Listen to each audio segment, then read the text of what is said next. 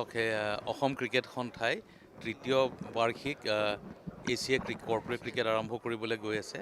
অহা কাইলৈ 10 তাৰিখৰ পৰা 22 মাৰ্চলৈকে হ'ব। 3টা ভেন্যুত হ'ব।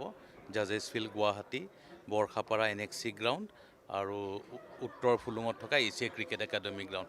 এই তিনিখন গ্ৰাউণ্ডত টোটেল 36টা দলে যোগদান কৰিছে। ইনফেক্ট যোগদান বহুতে কৰিছে, কিন্তু 36টাক শ্বৰ্ট লিষ্টেড কৰি পেলাই তেওঁলোকক পাৰ্টিচিপেট কৰিবলৈ ইনভাইট কৰিলে আৰু তেওঁলোকে এই আগন্তুক 12-13 দিনত খুব এখন কম্পিটিটিভ টুৰ্ণামেণ্টত পাৰ্টিচিপেট কৰিব। T20 ফৰ্মেটত খেলকেইখন খেলুৱাব আৰু কিছুমান খেল লীগ বেচিছত হ'ব আৰু কিছুমান খেল নকআউট বেচিছত হ'ব আৰু ফাইনেল খেলখন 22 তাৰিখে অনুষ্ঠিত হ'ব।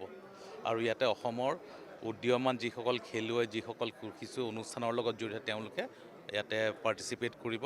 আৰু আমাৰ অসম ক্ৰিকেট সন্থাৰ ফালৰ পৰা এইটো মই এটাই জানো যে তেওঁলোকে এই যিটো প্ৰচেষ্টা কৰিছে, এই প্ৰচেষ্টাৰ ফলত অসমত আগন্তুক দিনত যাতে অসমৰ পৰা উঠি অহা ক্ৰিকেটাৰসকলে ভাল কৰ্মক্ষেত্ৰ এখন পায়, ভাল কৰ্মসংস্থান পায়, তাৰ কাৰণে উদ্যোগ লৈ অসম ক্ৰিকেট সন্থাই এই যিটো পদক্ষেপ লৈছে এইটো সঁচাকৈ প্ৰশংসনীয়। আৰু মই ভাবোঁ যে এই টুৰ্ণামেণ্টখনৰ যোগেদি আগন্তুক দিনত অসমৰ ক্ৰিকেটাৰসকলে অকল ভাল এখন ক্ৰিকেট টুৰ্ণামেণ্টে খেলিব নাপায়, তাৰ উপৰি তেওঁলোকে এখন ভাল কৰ্মক্ষেত্ৰ বিচাৰি উলিয়াবলৈও সক্ষম হ'ব। IPL-ৰ চিডিউল 12 তাৰিখে আপোনালোকে পাব। 12 তাৰিখৰ পিছত IPL-ৰ চিডিউলখন হ'ব। 2-এটা এনেই চিডিউল হৈ আছে। প্ৰথম 20 দিনৰ আমি চিডিউল এখন এনাউন্স কৰিম, কাৰণ অসমত, ৱেষ্ট বেংগলত আৰু তামিলনাডুত ইলেকশ্যনৰ নটিফিকেশ্যনৰ কাৰণে আমি বাট চাই আছোঁ। হয়তো আগন্তুক 4-5 দিনত নটিফিকেশ্যন ওলোৱাৰ পিছত আমি গোটেই চিডিউলখন এনাউন্স কৰিম।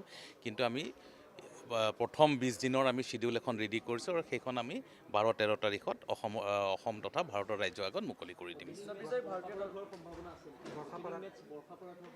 চাওক, বৰ্ষাপাৰাত ইতিমধ্যে কৈ থোৱাই আছে যে ৰাজস্থান ৰয়েলছে 3খন হোম মেটচ খেলিবলৈ ইচ্ছা প্ৰকাশ কৰিছে আৰু ভাৰতীয় ক্ৰিকেট কণ্ট্ৰল বোৰ্ডেও তাতে সহমতি জনাইছে। চ' এইবাৰ গুৱাহাটীত 3খন IPL-ৰ মেটচ অনুষ্ঠিত হ'ব। সেইটো চাওক, আমাৰ বিবেচনা হৈ আছে। যোৱাকালি আমি 3টা বজালৈকে টীমটোৰ লগত বিভিন্ন অনুষ্ঠানত আছিলোঁ। আমি এই 2 দিনতে তেওঁলোকৰ এই টুৰ্ণামেণ্টখন জিকাৰ কাৰণে যিখিনি কৰিব লগা কৰিম। আৰু আগন্তুক 15 তাৰিখে অৰ্থাৎ অহা দেওবাৰে আমাৰ যিটো বাৰ্ষিক এনুৱেল এৱাৰ্ড চেৰিমনি হয়, নামন বুলি কয়, NAMAN, নামন অনুষ্ঠিত হ'ব দিল্লীত। আৰু দিল্লীত আমি যোৱা এবছৰ যিকেইটা ভাৰতীয় দলে বিশ্বৰ ICC ট্ৰফি জিকি অহাত তেওঁলোকে সাফল্য হৈছিলে, সকলোকে আমি তাতে সম্বৰ্ধনা জনাম। তাৰ লগতে বেষ্ট আমাৰ লাইফ টাইম এচিভমেণ্ট এৱাৰ্ডবোৰ থাকিব। আৰু এইবাৰ যিবিলাক ডমেষ্টিক টুৰ্ণামেণ্ট হৈছিলে তাতে ভাল পাৰফৰ্মেঞ্চ কৰা সকলো ক্ৰিকেটাৰকে আমি পুৰস্কৃত আৰু আমি তেওঁলোকক ফেলিচিটেট কৰিম।